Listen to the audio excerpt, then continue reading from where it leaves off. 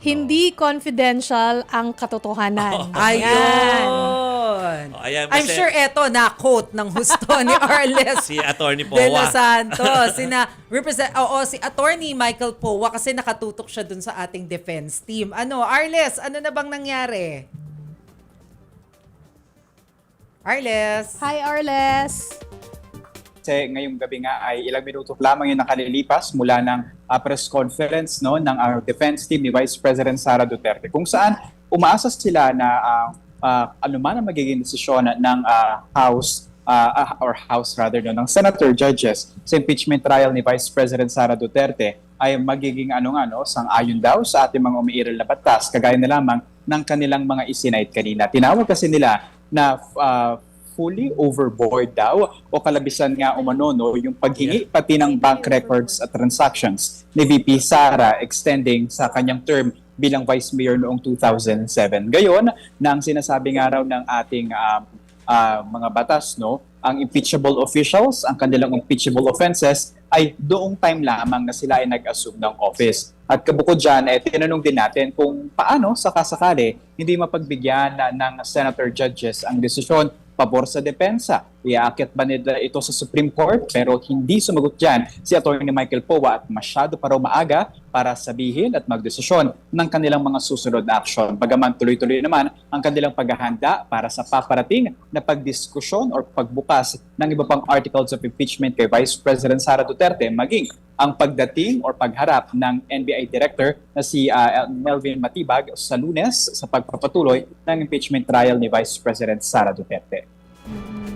Meron ba silang gustong makuha mga punto kay Attorney Melvin Matibag, Arles, na pag-usapan ba yun? And kung wala na yun, kung hindi na napag-usapan yun, meron ba silang mga ilalabas na witness for the next article of impeachment, which is yung confidential funds?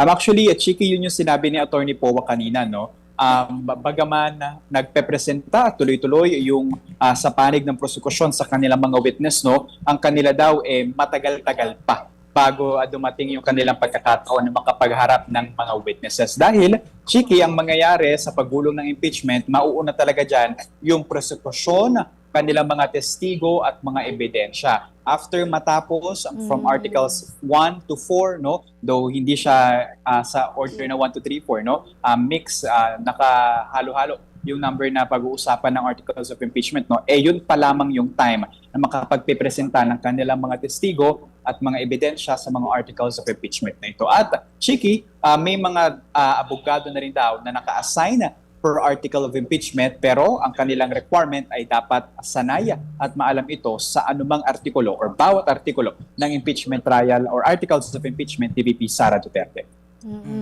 Oo. Wait, sorry, Arles, tinawin ko lang. Sabi mo ay ipipresent muna lahat ng witnesses and evidence ng prosecution, saka na magpipresent yung depensa. So, since ngayon, tapos na yung article dun sa grave threat, pagdating sa turn nila, pwede nilang babalikan yung grave threat? Ganun? Kung meron silang witness?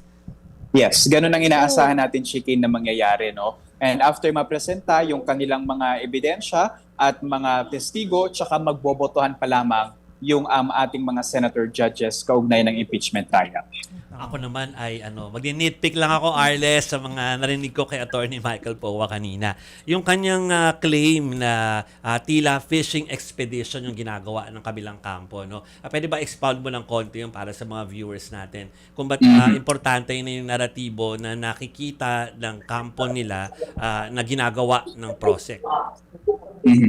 Ayon daw kasi, Jovi, kay Attorney Michael Powa sa kanyang opening statement or pagbasa ng kanilang posisyon sa memorandum na pagbubukas ng mga financial transactions and activity ni Vice President Sara Duterte at ng asawa nito, kasi Attorney Manasseh Carpio, ay meron silang tatlo na issue at concern na dapat daw pagtuunan. Dapat daw yung subpoena na ipapadala ng ating mga institusyon ay dapat daw hindi maging oppressive, unreasonable, at kung ito daw yung purpose lamang nito ay naliligaw daw at kung ang purpose lamang daw nito ay idiin ng isang tao, doon daw nagagamit ang ating hustisya para sa fishing expedition. At ang request daw na pagsilip doon sa bank records ni Vice President Sara Duterte ay hindi raw nagsimula noong isinampa yung reklamong impeachment kay VP Sara. Ayan yung particularly yung Zabala at Cabrera case. Ani POA, wala raw naka-attach na kahit anong mga dokumento noong ihinahain yung akusasyon at reklamong impeachment. Wala raw kahit isang financial transaction at kahit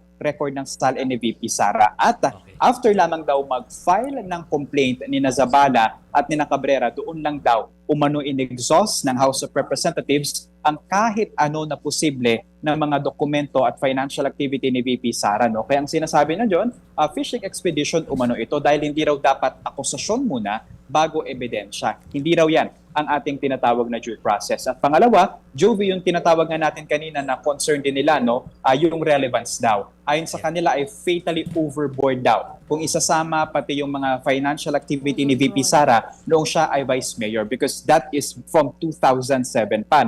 Ang giit nila dapat covered lamang yung mga ire-request man na mga record or activity ng finances ni VP Sara doon sa kanyang pag-upo bilang vice-presidente. Maging ang asawa nito na si Atty. Manasseh Carpio ay hindi raw isang impeachable official. At syempre, yung mga batas na binanggit ni Atty. Powa, yung RA 9160 and as amended by 11521, wala raw exemption maging ang impeachment. At Jovi, alam ko masyadong makapal at mahaba na, sinabi rin ni Powa na yung pag-cite daw sa corona case ng impeachment nito, na pinagbigyan naman daw. At ayon doon sa batas at pagulong na din, kumbaga precedent, long story short, ayon kay Powa, hindi pa raw kasi noon na ilalabas yung desisyon ng Supreme Court sa Duterte versus House of Representatives na kung saan iginit nga dapat walang maging pagmamalabis sa due process sa anumang pagbulong ng impeachment.